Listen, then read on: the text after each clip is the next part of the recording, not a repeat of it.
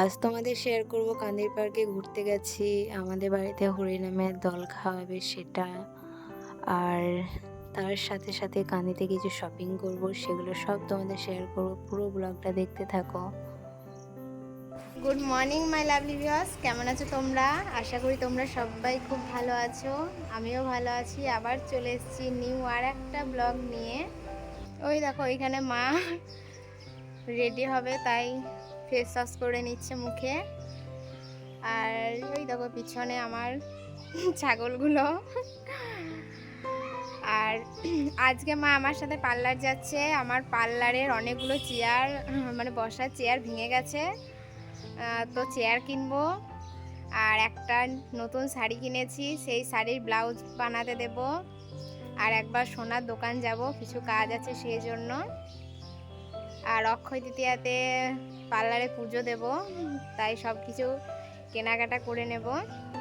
আরও কিছু কিছু কাজ আছে, সেই কাজগুলো করব, তো সেই জন্য মা যাচ্ছে।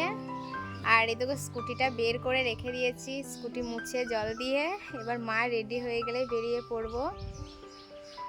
আর এই যে কুর্তিটা দেখছো, এই কুর্তিটা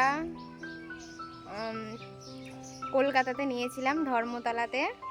তোমাদের বলেছিলাম। কেমন লাগছে অবশ্যই জানিও। কেমন মাখছে ময়দা। ময়দা মাখে না আমার মা,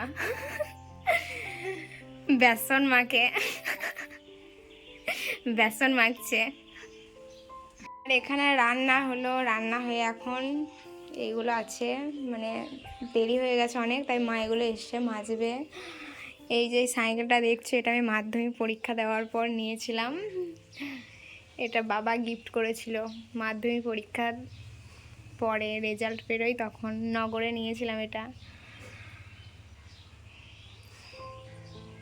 আর সোফার অবস্থা দেখছো কেমন হয়ে আছে, খুব সুন্দর হয়ে আছে ভিতরটা, কিন্তু ওপরটা ওই রকম করে রেখে দিয়েছি। আর এই ঘরে গাড়ি টাড়ি সাইকেল এগুলো সব ভরা আছে। আর এই দেখো এখানে ব্যাগ, ঝোলা সব কিছু। আর হ্যাঁ, আগের দিন যে ব্যাগটা নেব বলছিলাম, এই দেখো এই ব্যাগটা নিয়েছি, 300 টাকা নিয়েছে।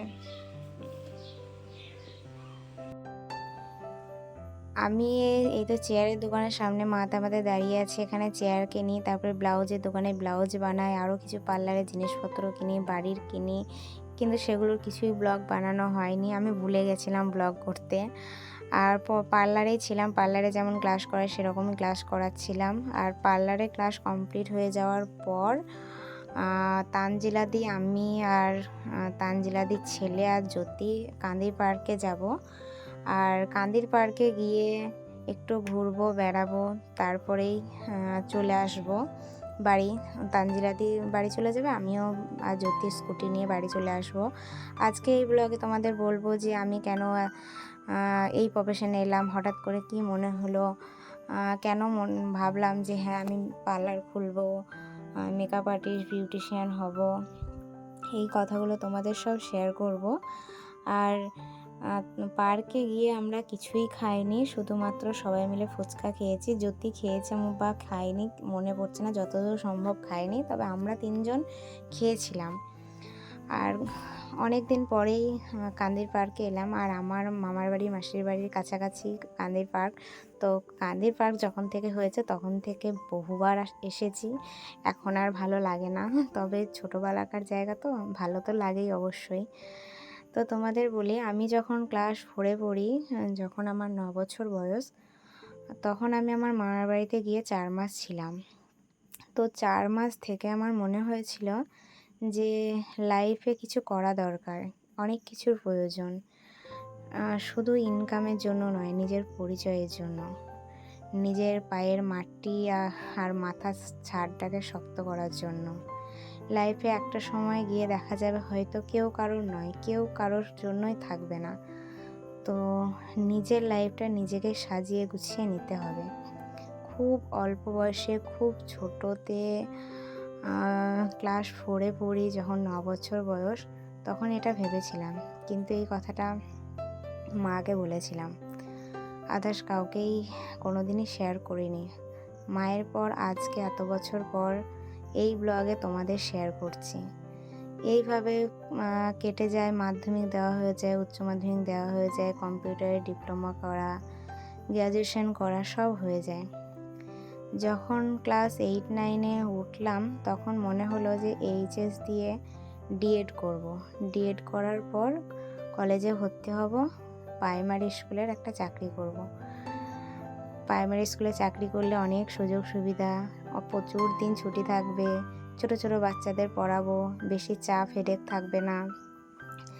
সকালে বাড়ির কাজ করব, তারপরে স্কুলের টাইমটুকু স্কুলে থাকবো, আবার বাড়ি চলে আসব। ঘর, চাকরি, ফ্যামিলি সব কিছুই নিজের লাইফ সাজিয়ে গুছিয়ে ঠিকঠাকভাবে রাখা যাবে। কিন্তু মাধ্যমিক দেওয়ার পর যখন ক্লাস 11-এ উঠলাম তখন আর সেই টার্গেটের মতো যেভাবে ভাবছিলাম, মনে করছিলাম, সেইভাবে আর যাওয়া হয়নি। তবে এই কথাটাও মাকে বলেছিলাম, মা বাদ দিয়ে আর কাউকেই বলিনি। আর এই কথাটাও এত বছর পরে তোমাদের বলছি। আর যখন মাঝে মধ্যে পড়াশোনা করতাম তখন দু একটা বন্ধুবান্ধবকে বলতাম, টুকটাক বলতাম এই কথাগুলো। আমি যখন এইচএস দিয়ে কলেজে ভর্তি হলাম তখন জাস্ট আমি শখের বসে অনেক প্রবলেমের জন্য দিন কাটছিল না, রাত কাটছিল না, সময় কাটছিল না, ঠিকঠাকভাবে না খেতে পারছিলাম, না ঘুমাতে পারছিলাম, না নিজের মতো করে থাকতে পারছিলাম। প্রত্যেকটা সেকেন্ড মনে হতো প্রত্যেকটা বছরের মতো, নিঃশ্বাস নিতেও মনে হতো দম বন্ধ হয়ে আসছে, বাড়িটা মনে হতো একদম জেলখানার মতো। সারাদিন যেমনই বা কাটুক না কেন, রাতে এসে মন খারাপ করতো বাড়িতে, আর বাড়ি এসে মানে চৌকাঠ পেরোলেই একরকম হাসি খুশি, মানে ভীষণভাবে ফ্রি আছি। আর চৌকাঠের ভিতরে ঢুকলেই মানে হাজার ধরনের দুঃখ, কষ্ট, কান্না এরকম। তো এইভাবেই ভাবি যে একটু নিজেকে বিজি রাখবো বলেই কিন্তু এইচএস দেওয়ার পর কলেজে ভর্তি হলাম। দিয়ে যখন 2-3 মাস গেল তখনই মেকআপটা আমি শিখতে লাগি। কান্দিতেই ফার্স্টে শিখি, তারপর বহরমপুর, তারপর কলকাতা। আজকে আমাদের হরিনামে দল খাবে, মিষ্টি প্রসাদ এগুলোই খাওয়াবে। আর প্রত্যেক বছরই খাওয়াই, আর অন্য বছর লুচি, ঘুগনি, মিষ্টি প্রসাদ খাওয়াই।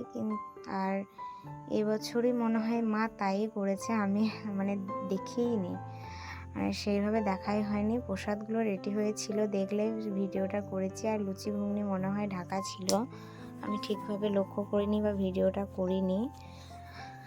আর আমাদের মানে বৈশাখ মাসে মানে যেগুলোতে দেখেছি ছোট থেকে, মা ফ্যামিলির মাসেই বেশি সবাই পুজো করাতে গেছে। অনেক জায়গায় এই মাসে পুজো করালাম, এখনও কিছু কিছু পুজো বাকি আছে, সেগুলোও করাবো।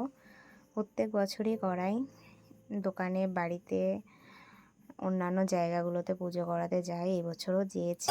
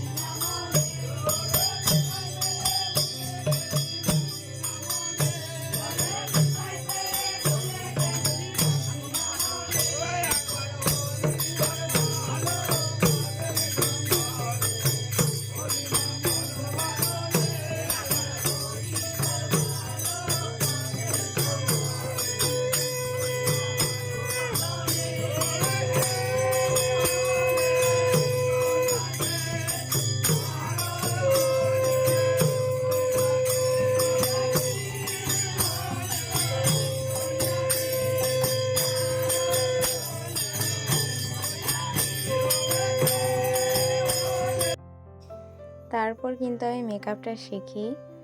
মেকআপ শেখার পরে প্রথম 1-2 বছর মানে শিখতে আর জানতে, বুঝতে, অ্যাড করতে, প্রচার করতেই চলে গেছে।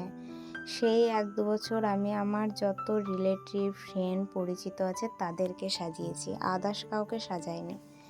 তারপরে যখন ভাবলাম পুরোপুরিভাবে প্রফেশনালিভাবে করব কাজটা, তখন হঠাৎ করে লকডাউন পড়ে গেল। লকডাউনের জন্য 7-8 মাস কোনো কাজই করিনি।